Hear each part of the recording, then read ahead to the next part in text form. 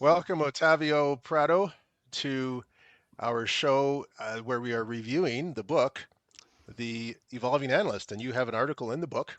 And the name of your article is Visual Aids as a BA's Superpower. Your article is in the product analysis section.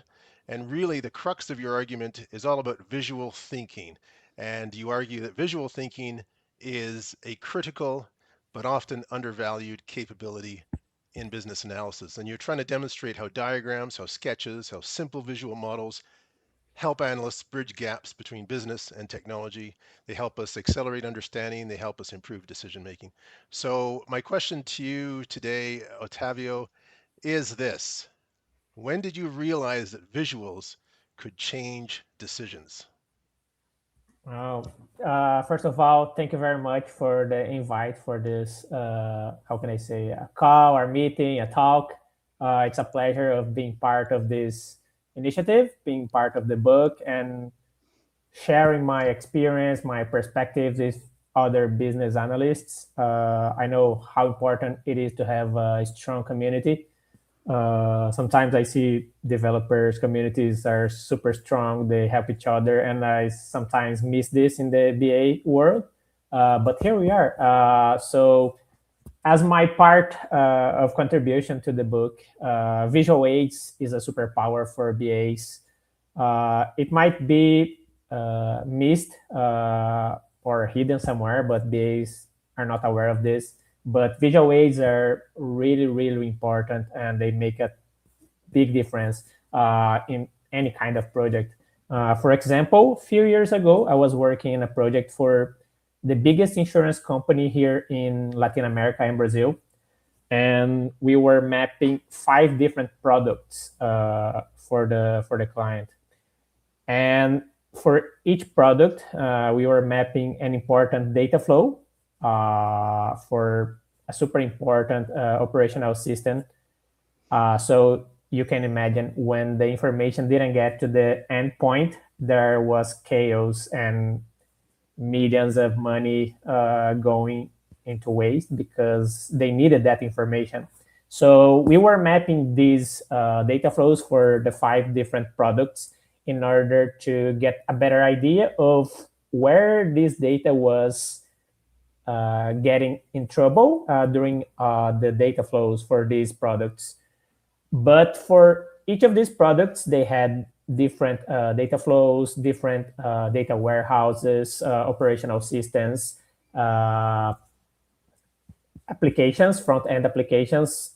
And for each step of this data flow, they had different people from different departments, different areas. And, they never had the chance to speak to each other. So each one has their own mindset to their own system, their own activities, but they don't cooperate like having a holistic view for the whole data flow. So when we mapped these data flows for all these products, and we got all these people together in the same room, showing them the visual aids of the data flows, they had a better idea of, oh, my part is here, but I had no idea this would make a difference in your next step because I was thinking just about my work. So they could have this holistic view of the whole flow. And when we were mapping where the issues were happening, we had a better idea. Oh, for example, this issue is happening at this step in this system and this part of the flow. And the owner of that system or product would know, okay, so the fault is mine and we should focus on mitigating the gaps here in my system because the error we have here might be going as a snowball forward until the end of the process. And in the final point, in the end point, the users are not getting the proper data we need. So that's why visual aids was and is a big part of a BA resume, I can say. Superb. Interesting, yeah. And I'm 100% with you there, Otavio, because since day one, literally since day one that I started doing this job, I have been relying massively on visual aids. And every time I do run into a business analyst who's more text oriented, I try to encourage them to say, hey, look, a picture, you know, tell us 1,000 words here. Why don't we just draw a quick little picture to show to the person what it is you're talking about below? And that's kind of my strategy a lot of times. So when I'm doing documentation for whatever, I always have a big picture view of what it is that I'm going to talk about, and then I might have some narrative, and then I'll have deeper level pictures of that big picture kind of blown out if I need to. And I've that format for me has anytime I give somebody a document that looks like that, there's no follow-up questions because things are clear, right? That I think is one way that business analysts can like learning that the visual modeling is a very, very powerful skill set. The question I have for you is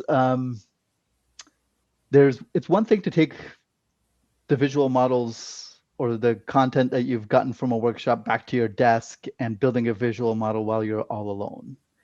It's a completely different stage of, I would say, capability for a business analyst to be able to pull up a diagram live in a room full of people and say, explain to me why that's broken, because I'm going to fix it right now, right in front of you. Um, do you have any tips for business analysts on how they can make the shift from one to the other? You mean prepare a diagram offline and prepare one live? That's right. I think that offline we have more time to gather the documentation, ideas, and what we need to feed into our diagram. Yeah. We can do it alone, but live we would need people from different areas with different inputs, and we can create it live. The the tip I would give a BA is don't be afraid of being public or speak for a big crowd, many people. We need to be strong in this point because as a BA, we are facilitators, and many times we will be leading workshops, meetings, trying to get everything that's hidden from the stakeholders. So my tip Yeah. is don't be afraid doing this live. Yeah, that's real skill set. That's real skill set. Awesome. Uh, I would probably also ask any tips for a BA on which first visual artifact they should master. Try to get a holistic view of a data flow for a finance process. It can be start small. It doesn't need to be something really big, but I would say, uh, yeah. So the small, keep it simple, and also keep it very powerful at the same time. Great. Yeah, I mean, as business analysts, we don't need to be experts in Visio, Visage, Draw.io, any diagramming tool. We just need to create the diagrams and show the value and the outputs and outcomes that we are having with this diagram. What is the idea? What we wanna uncover seeing this? Maybe as I mentioned in the project I participated a few years ago, the departments and areas and people, they had no idea how they were integrating with other people, with other areas, other systems, other parts of the whole data flow. So this is the point. Good. Show the output, show the outcomes, even maybe some inputs as well. Great. And what value it provides to your stakeholders. Awesome. Well, thank you very much, Tavio. It's been a pleasure having you on the show. Well, the pleasure is mine. Count on me anytime. Superb. And just to say, for those who haven't been able to get out to get a copy of this, it's on Amazon Canada, it's on Amazon.com, it's on Amazon UK, it's on Amazon Australia. So just do a search for the Evolving Analyst to pick up a copy. Once again, thank you, Otávio. Have a great day. Thank you very much. You too, guys.